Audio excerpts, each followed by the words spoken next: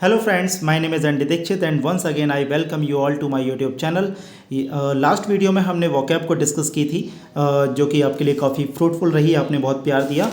इस वीडियो में हम ज़रूरी वोकैब को डिस्कस करने वाले हैं जो कि आपके टीजीटी, पीजीटी, एसएससी और एनडीए एग्ज़ाम्स के लिए सभी एग्ज़ाम्स के लिए बहुत ही हेल्पफुल है, फ्रूटफुल है। साथ साथ ये डेली यूज़ के लिए भी बहुत अच्छी है अगर आप कॉन्वर्सेशन करते हैं, बातचीत करते हैं, और अगर आप पुराने वर्ड्स को छोड़ करके कुछ नए वर्ड्स को डिस्कस करना चाहते हैं तो आप यहाँ से हेल्प ले सकते हैं। सारे सेलेक्टेड वर्ड्स हैं और आपके डेली यूज़ में आने वाले वर्ड्स हैं, और सबसे बड़ी बात पर्सनालिटी से रिलेटेड वर्ड्स हैं। तो स्टार्ट करते हैं। देखिए, कल मैंने आपको एक रूट वर्ड बताया था लास्ट वीडियो में, ACRI। अगर ये आपको कहीं भी दिखता है तो इसका मतलब होता है नाराज या कड़वा। ठीक है, अगर ये आपको कहीं भी ACRI दिखाई देता है तो इसका मतलब होता है नाराज या कड़वा। बिटर या एम्बिटर, कड़वाहट पैदा करना। तो इससे एक वर्ड बनता है एक्रीमनी, ACRIMONY। एक्रीमनी एक नाउन हो गया, नाराज़गी और कड़वाहट। और एक वर्ड होता है ACRIMONIOUS, एक्रीमोनियस। एक्रीमोनियस एक एडजेक्टिव हो गया, इसका मतलब हो गया चिड़चिड़ा। ठीक है, शार्पनेस या बिटरनेस इन फीलिंग्स, कह सकते हैं बिटरनेस इन फीलिंग्स। जैसे हम लोग फीलिंग्स वगैरह में होते हैं, सेंटिमेंट्स या फिर हम इमोशनल बातें करें और अगर उसमें हमारी कड़वाहट पैदा हो जाए, दिस इज़ कॉल्ड एक्रीमोनियस। इसको याद करने का सीधा सा ट्रिक है, यहाँ से ए अलग किया तो ए का मतलब हो गया एक। CRI क्राई का मतलब, CRY क्राई का मतलब चिल्लाना होता है, लेकिन यहाँ पर क्राई है, CRI तो इसको रिलेट कर सकते हैं। MONI, तो यहाँ MONI को मुनि मान सकते हैं। तो एक मुनि चिल्लाए, तो मिथोलॉजिकल सीरियल्स आपने देखे होंगे, उनमें अगर कोई ऋषि मुनि नाराज होते थे तो वो श्राप दे देते थे।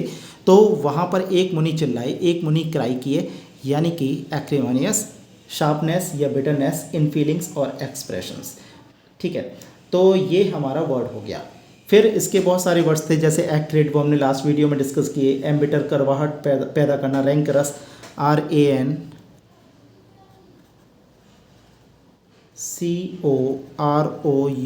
रैंकरस। रैंकरस का मतलब द्वेषी, जो द्वेष भावना रखता है हम सब के लिए या किसी के लिए, सो दिस इज कॉल्ड रैंकरस। एक वर्ड होता है SORE, सौर। सौर वर्ड क्या होता है? ये होता है इमोशनल पेन।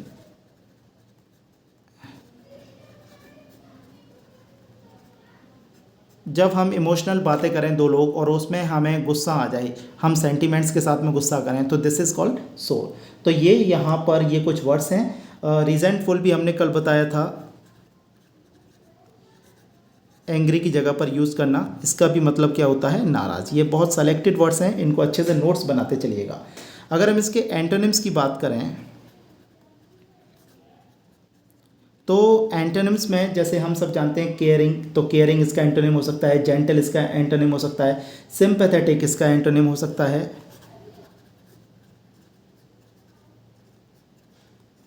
सिंपैथेटिक का मतलब क्या होता है? सिंपैथेटिक का मतलब जैसे आपके लिए कोई तरफदार है,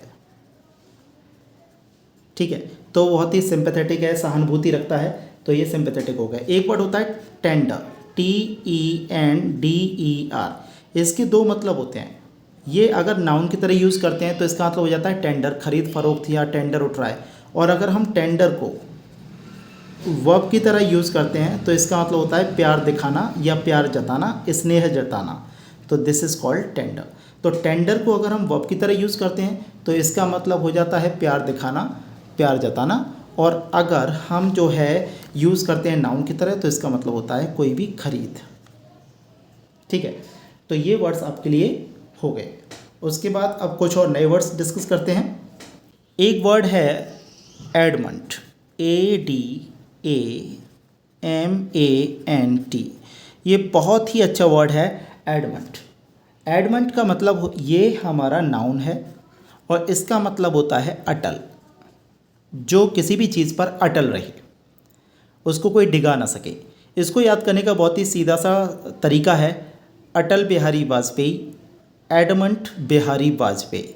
एडमंट बिहारी वाजपेयी एडमंड बिहारी वाजपेयी जी जो भारत के पीएम थे, तो हम उस सेंस में इसको रिलेट कर सकते हैं याद करने के लिए।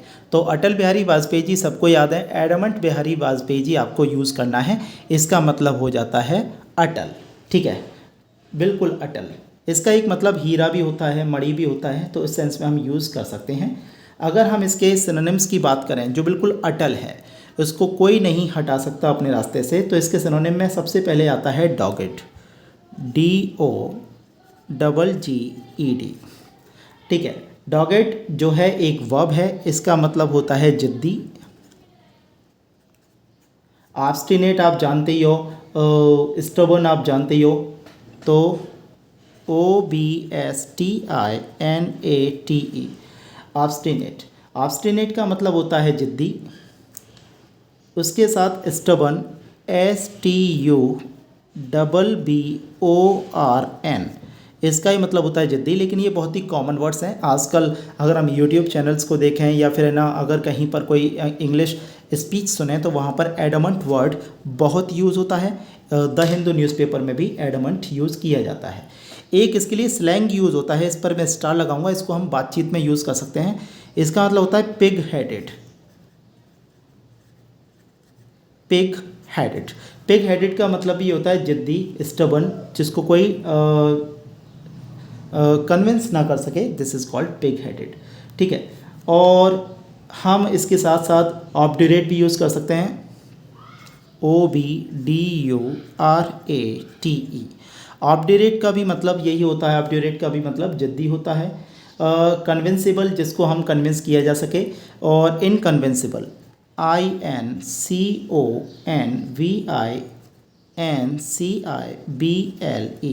इनकन्विंसिबल, जिसको कन्विंस ना किया जा सके, जिसको ना मनाया जा सके। अनयील्डिंग, UNYIELDING, यील्ड के साथ प्रेपोजिशन टू यूज़ होती है, ये याद रखना। अनकम्प्रोमाइजिंग, अनरिलेंटिंग, ये जो वर्ड्स हैं वो इसके एडमंट के सिनोनिम्स हो सकते हैं। तो ये जो ज़रूरी हैं और जो एग्ज़ाम से पूछे गए हैं वो मैंने आपको डिस्कस कर दिए हैं, और ये डेली यूज़ में बोलचाल में एडमंट यूज़ होता है। इसलिए आप ऑब्स्टिनेट, स्टबर्न यूज़ ना करके पिग हेडेड यूज़ कर सकते हो, ऑब्ड्यूरेट यूज़ कर सकते हो, या फिर एडमंट बिहारी वाजपेयी यूज़ कर सकते हो। अगर हम इसके एंटोनिम्स की बात करें तो एंटोनिम्स में हमारा बहुत ही कॉमन वर्ड है जो कई वर्षों से पूछा जा रहा है, डोसाइल। डोसाइल का मतलब होता है विनम्र। कोई भी व्यक्ति यदि विनम्र है बातचीत में तो उसको डोसाइल बोलते हैं। और सबमिसिव बोला जा सकता है, SUBMISSIVE, सबमिसिव। सबमिसिव यानी कि विनम्र, दब्बू, जो दब करके रहता है किसी भी व्यक्ति से, विनम्र रहता है, this is called submissive. Obedient हम बोल देते हैं, ओबीडियंट वो व्यक्ति जो दूसरे की आज्ञा में रहे तो इसको ओबीडियंट बोला जा सकता है। परसुएडेबल, जिसको आसानी से परसुएड किया जा सके, आसानी से मनाया जा सके, तो इसको हम परसुएडेबल भी बोल सकते हैं।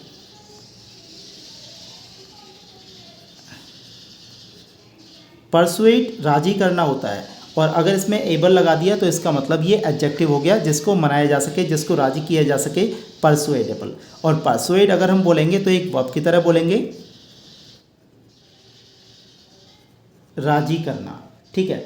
तो राजी करने के सेंस में हम इसको यूज़ कर सकते हैं। इसके साथ फ्लेक्सिबल भी यूज़ किया जा सकता है। एक वर्ड है बहुत अच्छा जो अक्सर करके ऑफिसेस वगैरह में आप यूज़ कर सकते हो, सिकफेंसी तो जानते ही है, चापलूसी। एक और उसके जैसा वर्ड होता है अमीनेबल, AMENABLE।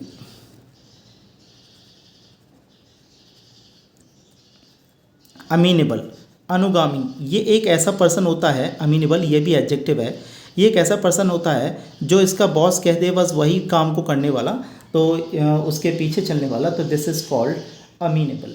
तो ये वर्ड्स आपके साथ में रहे।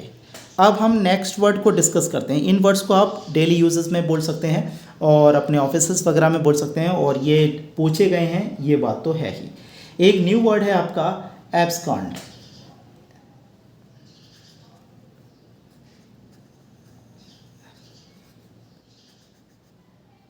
एब्सकॉन्ड, एब्सकॉन्ड एक वर्ब है, एब्सकॉन्ड एक वर्ब है, और इसका मतलब है depart secretly and hide one self, यानी कि छिप कर निकल जाना, भाग जाना। अब इसको याद करने का सीधा सा ट्रिक बना सकते हैं, इसको हम बोलते हैं एब्सकॉन्ड। ठीक है, एब्सकॉन्ड का मतलब हो गया छिप करके निकल जाना। अब इसमें एक वर्ड आ रहा है कांट, एक साउंड आ रहा है कांट, तो हम जनरली बोलते हैं कि उसने कांड कर दिया या वो कांड करके निकल गया। कांड एक नेगेटिव वर्ड नहीं है, कोई भी काम करके निकल गया तो कांड करके निकल गया, एब्सकॉन्ड हो गया यानी कि भाग गया। तो जनरली व्यक्ति जब कोई कांड कर देते हैं या हमसे कोई भी गलती हो जाती है तो हम वहाँ से निकलने की कोशिश करते हैं,